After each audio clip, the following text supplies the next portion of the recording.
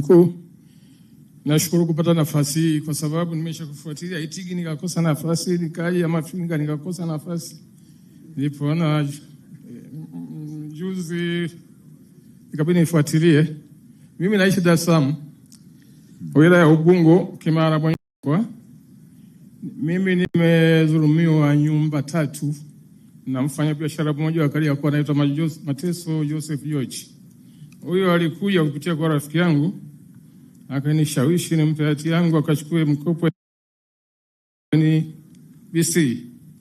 Lakini bahati mbaya hakufanya hivyo. Badala yake alikwenda CBA akachukua hela. Nilipomfuatilia akawa nipiga chenga, nikaenda NBC wakaniambia hakuna mkopo kama tumetoa. Nikaenda CBA wakaniambia ni kweli kachukua, lakini sehemu ambazo alistahili kusaidi amesaidi yeye, alidai wewe mkurugenzi wa kampuni yake. Nikamwambia hapana, hiyo hati imeandikwa jina langu, sio ya kampuni. Basi kilichofuatia nilikwenda polisi, akakamatwa. Tukaenda CBA, akatoa ahadi atapeleka kadi za gari zake 3 baada ya wiki 2. Baada ya kuachana nilipata tatizo la msiba, nikasafiri mimi na mke wangu.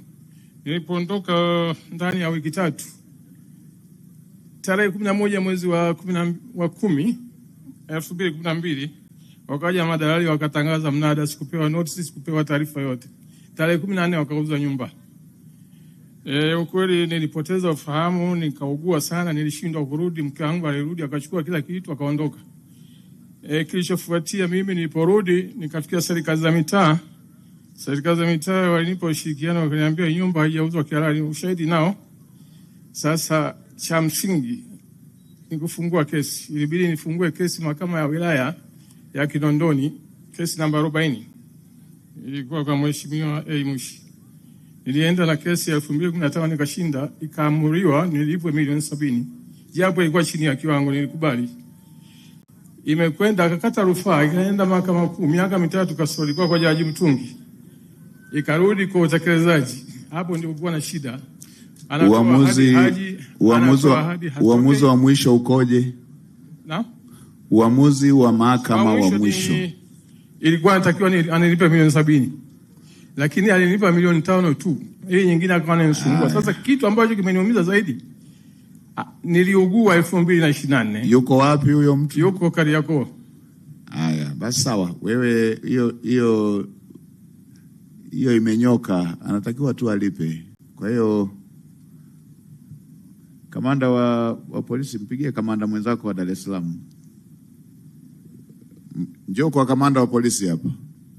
Njoo kwa kamanda wa polisi hapa. Mpe taarifa hizo na nakala za hukumu, mpe na namba ya unayemdai akukabidhi. Lakini ukimaliza kwa kamanda uandikishe pia mawasiliano yako kwa wasaidizi wangu hapa. Watu wanapenda kuonea wenzao. Katibu, katibu mmoja achukue namba yake huyu, achukue namba ya mzee wetu huyu, ili akishakabidhiwa kwa kamanda pale nataka kuongea naye.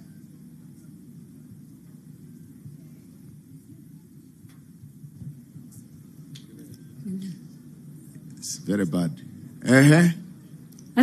Asante Waziri Mkuu kwa kunipatia nafasi. Naitwa Edina Daudi, nimetokea Arusha. Mimi nilikuwa na mgogoro na jirani yangu wa muda mrefu. Mimi nilinunua 2014, yeye akaja akanunua kiwanja akanikuta nimeshanunua. Baadaye akangoa bikoni zote za juu. Nikamuomba mwenyekiti, alikuja kuuza kiwanja cha jirani, nikamuomba atunyoshe kile kiwanja maana bikoni sioni. Mwenyekiti akatuambia tutoe mikataba. Nikatoa mkataba ambao ndio nautumia pale, kwa sababu huyu aliniuzia kiwanja cha kwanza. Baadaye akanitoa kule, wakati nakuja kujenga akakuta kule ameshauza, akanileta kwenye kiwanja kingine japo ni mali yake. Nikaridhika nacho, nikawa nimekaa. Wakanipeleka baraza la ardhi. Baraza la ardhi tukaendesha kesi, nakala ya hukumu iko hapa. Wakaja wakapima, wakasema sijaingia kwa mtu kama ilivyokuwa inadaiwa. Wakakata rufaa, wakaenda baraza la ardhi la wilaya. Kule nako tukaendesha kesi, mashauri yakatupiliwa mbali, kaonekana kesi haina mashiko. Baada ya kumaliza ile fence ambayo nilikuwa nimejenga mbele ya mwenyekiti, mme wa jirani yangu akaja akaivunja. Wakati huo mwanzo nilikuwa naendesha kesi na mke wa Yahaya Muhammad ambaye ni Hadija Shabani. Kwa hiyo baadaye alipoona mke wake ameshindwa, Yahaya Muhammad akaja akavunja ile fence. Baada ya kuvunja ile fence nikamfungulia tena kesi ya mashtaka. Tukaendesha kesi. Tumeendesha kesi, akashindwa tena kesi, tena akahukumiwa kwenda jela miezi 4. Baada ya kumaliza ile adhabu kila kitu, mtendaji wa kata akaja akakata eneo langu akampa Yahaya Muhammad. Ni kata gani hiyo? Kata ya Sinoni, mtaa wa Mlimani, Arusha. Arusha mjini? Ndiyo, Arusha DC. Aya, uamuzi wa mwisho wa huko mliko kuwa kwenye vyombo vya sheria unasemaje? Kote alikuwa anashindwa kesi. Sasa baada ya... Na kama kote wameshindwa, tatizo liko wapi? Si eneo ni la kwako? Amejenga mpaka sasa hivi tunapoongea, baada ya mtendaji sasa kuja kumkatia na kumpa eneo langu, amejenga. Wewe mtendaji anampaje eneo lisilo lake? Amempa. Na baada ya kumpa sasa nikaja nikasema sasa nikaenda nikafungua kesi. Kwanza nikaongea na yule alioniuzia kwamba anipe sasa mkataba wa pale, maana mkataba nilioko nao mipaka inasoma sehemu nyingine. Nikamuomba ili anipe mkataba wa pale, akaniambia hamna shida. Nikamwambia mimi nataka nikafungua kesi ili ndai eneo langu. Akaniambia hamna shida, maana mimi eneo lako nilikukabidhi. Basi nikaenda nikafungua kesi kwenye msaada wa kisheria. Haya, nimekuelewa vizuri. Watakurudishia eneo au watakupa fidia? Jiandikishe hapo, nitampa maelekezo mahususi mkuu wa mkoa. Atawaita wote, ama urudishiwe eneo lako kama mahakama ilivyoelekeza, ama wakufidie. Weka hizo namba za yule mtu ambaye namuelekeza kwa mkuu wa mkoa wa Mwanza, kwa kamanda wa polisi wa Dar es Salaam, na huyo hapo niwekee kwa ukaribu mawasiliano yao. Haya, tumalizie. Mheshimiwa Waziri Mkuu. Mheshimiwa Waziri Mkuu, nashukuru kufika mahali hapa. Nimetokea Msoma mjini. Nimekuja kwa kusuasua walao nifikishe lalamiko langu kwako. Mimi ni mjasiriamali, natoka mkoa wa Mara, lakini naishi kule Msoma mjini hapo Bweri Center. Mheshimiwa, mjasiriamali mimi ni mdogo sana. Nimekuwa nikihudumia taasisi za elimu, shule Mgango Sekondari, Mtiro Sekondari na Mrangi Sekondari. Mheshimiwa, nimeanza shughuli hizi mapema hata kabla ofisi hii ya wilaya Msoma vijijini haijahamia mahali hapa. Bado iko kule mjini. Baba, nimefanya hivyo kwa uaminifu sana. Lakini malipo yamekuwa haba. Hapa wilaya hii ya Msoma vijijini nadai zaidi ya milioni 4,680,000. Lakini Serengeti, Mama Maria Nyerere Sekondari nadai zaidi ya milioni 1,300,000. Butiama nadai zaidi ya shilingi 2,250,000. Msoma mjini pale.